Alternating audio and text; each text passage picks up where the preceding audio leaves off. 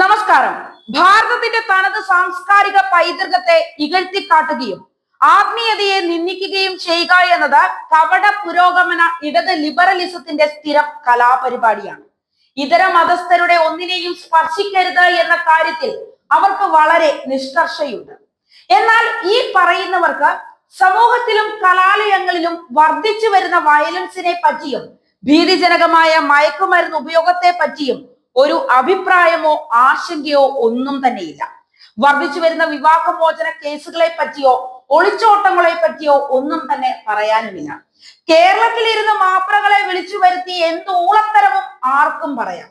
ആ പറയുന്നത് സനാതന ധർമ്മത്തിനെതിരായിട്ടാണെങ്കിലോ കേന്ദ്ര സർക്കാരിനെതിരായിട്ടാണെങ്കിലോ അത് തലകുലുക്കി കേൾക്കാനും ചിരിക്കാനും കുറച്ച് മരമപ്പൻ മാപ്രകളും ഉണ്ടായിരിക്കും. പക്ഷേ വിശ്വാസത്തിനെതിരെ ഹാലിളക്കവുമായി യു പിയിൽ പോയി ഇമാതിരി ബടുവത്തരം പറഞ്ഞാൽ അവർക്കുള്ള മുന്നറിയിപ്പ് യു പി മുഖ്യമന്ത്രി നേരത്തെ തന്നെ പറഞ്ഞിട്ടുണ്ട്. പക്ഷെ ഇത് കേരളമാണ്, ഇവിടെ ഇങ്ങനെയാണ്, ഇവിടെ എന്തും പറയാം. ഹൈന്ദവ വിശ്വാസത്തെയും ഹിന്ദുക്കളെയും എന്നും പറയാനുള്ള സ്വാതന്ത്ര്യം പിണറായി വിജയൻ കൽപ്പിച്ചു നൽകിയിട്ടുമുണ്ട്. മഹാകുംഭമേളയിൽ പോയെങ്കിലും കുളിക്കാൻ താല്പര്യം തോന്നിയില്ലെന്ന് ഫുട്ബോളർ CK വിനീത് പറഞ്ഞിരുന്നു. വലിയ സംഭവമാണെന്ന് വിചാരിച്ചു പോയിട്ട് PR വർക്ക് മാത്രമാണ് കണ്ടതെന്ന് CK വിനീത് വിമർശിക്കുകയായിരുന്നു. വിനീതിന്റെ വിമർശനത്തിനെതിരെ സോഷ്യൽ മീഡിയയിൽ നിരവധി പേർ എതിർപ്പുമായി രംഗത്ത് വരികയും ചെയ്തു. കുംഭമേളയ്ക്കെതിരെ വിമർശനം നടത്തിയ ഫുട്ബോളർ CK വിനീതിന് തക്കതായ മറുപടി നൽകിയിരിക്കുകയാണ് ശ്രീജിത്ത് പണിക്കർ. കേന്ദ്ര സർക്കാർ സർവീസിൽ നിന്ന് പിരിച്ചുവിട്ടതാണ് വിനീതിന്റെ പരിഹാസത്തിന് പിന്നിലെന്നാണ് ശ്രീജിത്ത് പരിഹസിച്ചിരിക്കുന്നത്.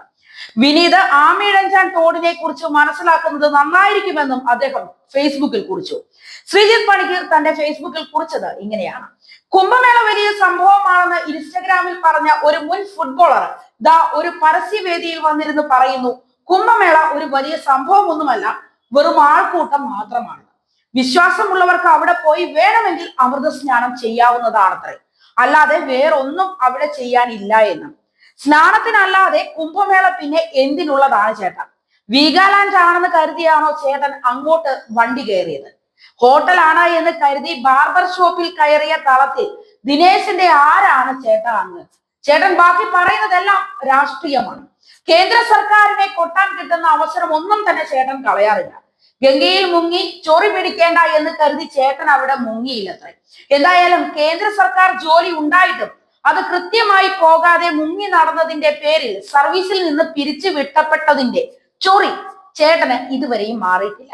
അഭയം കൊടുത്ത ഭൂതനെ പാടിപ്പുകഴ്ത്താൻ ചേട്ടന് മടിയുമില്ല. എന്തായാലും ഭൂതന്റെ വീടിന്റെ തൊട്ടടുത്തുള്ള ആമിയിഴഞ്ചാൻ തോടിനെ കുറിച്ച് ചേട്ടൻ ഒന്ന് മനസ്സിലാക്കുന്നത് നന്നായിരിക്കും. ചേട്ടൻ പറഞ്ഞ മാതിരി വെള്ളത്തിൽ മുങ്ങി ചൊറി പിടിക്കുകയല്ല, ജീവൻ നഷ്ടപ്പെട്ട മലയാളി ഉണ്ട് ചേട്ടാ ഇവിടെ. പേര് Joy. Kerala sir 100% literacy sir.